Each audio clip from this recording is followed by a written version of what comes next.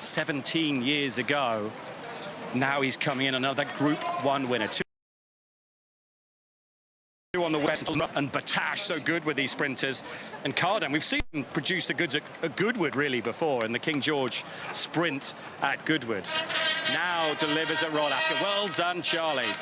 In the colours of the Hayes, Mrs. Fitchery Hay, led in by Violet Barton. Cardam wins the Queen Elizabeth II Jubilee Stakes. And he's not the easiest. Before the race in the stalls, and now he doesn't really want to go into the winner's enclosure much. Maybe Mrs. Fitchery Hay will get them going in the right direction. A shame for Violet not to be leading in the horse she looks after. No, Violet's back in charge. I think that's probably sensible. 7 people clapping who backed him. Brilliant from Spencer. You know, as we said, Witch Hunter up that same strip of ground, and talk about having the confidence to get him into that rhythm. And he has such a great set of hands. That is key. They are the best telephone wires in the world. And to sit and wait and slipstream his way in, just like I mentioned it earlier this week, just like Eddie Della Houssaye back in the day over at Santa Anita. And yet, I mean, nothing phases him. Nothing phases him. Not even that. He gets a lot of sticks sometimes on social media for a waiting ride where he drops out the back and doesn't get there in time. I often used to ask Cash Asmussen, you know, what is it, Cash, about your riding? And he would say, well, try and take the best in my own skill when I'm out there. And Spencer's one of those. It wouldn't matter if he was riding for £1 or 10 million. He could ride exactly the same race, and that's key. Charlie Hill's 2 boys won't be far off the scene. They absolutely love the game. They'll be enjoying this. Now, the tote dividend actually was less. It was £74.45. They'll match the SP, hence it's 81. I'm surprised by that. I thought it might be a huge World Pool return as well. The Betfair SP was enormous. The SP itself was 80 to 1. Cardam won the big sprint. Sacred, she's so consistent. Second at 9 to 1. She'd have traded short on the exchanges, I'm sure, in running. I thought she was home. I was getting pretty excited. And Highfield Princess never lets you down. Megan, again, she's run well. Third this time. Oh, she is. Jamie Spencer and Charlie Hill's back in the winner's circle at Royal Ascot. Artorias was exposed a long way out. He does like to be sort of cuddled up and travel on the back of horses and then explode late, but just the way the race panned out, they split, and James McDonald ended up being sort of in the middle.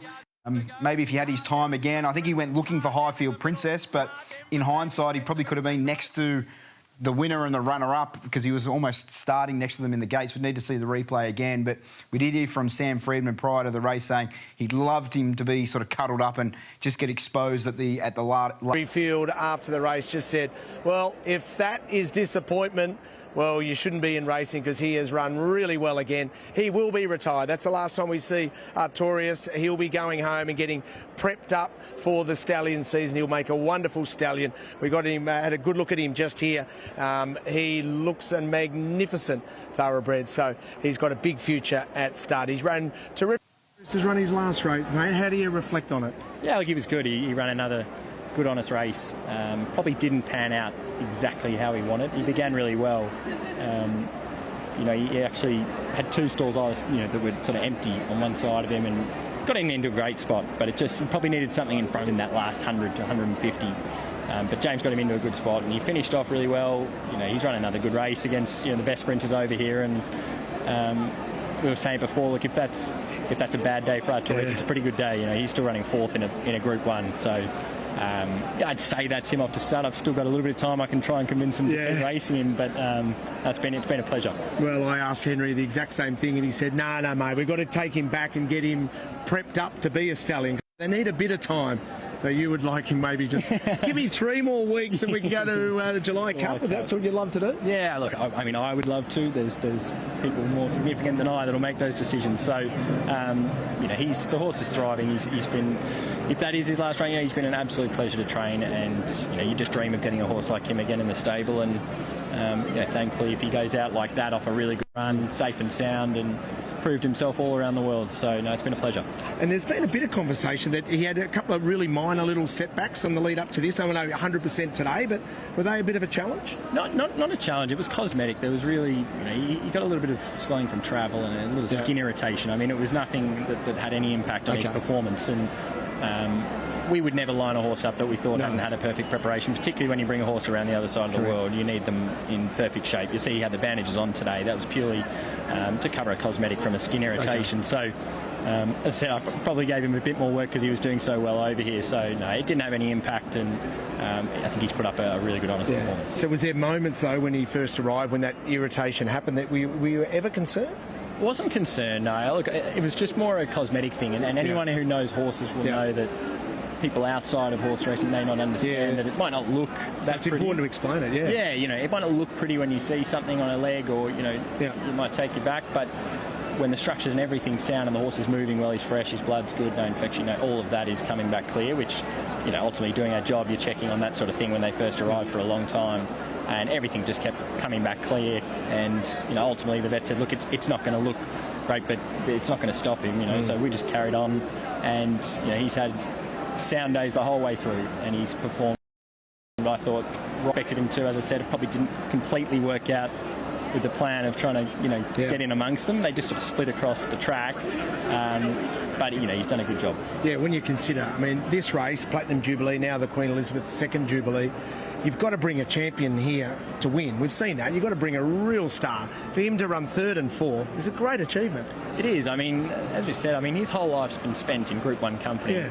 And he can get a bad rap from some people on, you know, hitting the line hard, but horses don't hit the line as hard as him, which I think, you know, says a lot about him putting in, and you know, to come over here, and, you know, we've seen it with the other Aussies, you know, if you don't have the right horse for it, you can get stuffed a long way. You know, it's a stiff finish here, and, you know, we thought for a very long time that he was going to be the right horse to come over here, and, you know, I think that's come to fruition, and it was worthwhile coming back this year and seeing how he'd measure up, and no, it's just been a pleasure, and I'd love to get more like him in the stable. Congratulations, everything you've done with him, mate. Top hat and tails off, singlet and shorts on. Pour some water down and get to the pub, maybe. And he almost gets his head hooked up on the roof of the stall. His rider, Danny Tudhope's sort of staying on at that point in time. He comes back down, and then he was quite awkward as he sort of did a bit of a bunny hop coming out of the gates, and that's when he dropped him. You can see him from this angle as... There he goes. But as you can see, the handler's still got sort of a hold of him at that point. We have seen a notification that there is an inquiry into the circumstances around this, and I'd imagine that's going to be whether they determine him a runner for betting purposes or not. So we'll just have to wait and see what happens. That would be frustrating for Peter and Paul Snowden if Tuesday hadn't been frustrating enough. That just tops it off. Yeah, it certainly does, but it might whet that appetite a bit more to bring another horse. It's a long way to go to experience that twice. It's a long way to go to experience it twice, but it might whet their appetite to bring them out for a bit more, and we must be proud of what the Artorius and the astrologist was able to do. He was absolutely huge, and he is super tough and exactly what the owners thought of him. So we're certainly proud of what they've been able to achieve. As we head to a break on racing.com, on the other side, it is the Hardwick Stakes.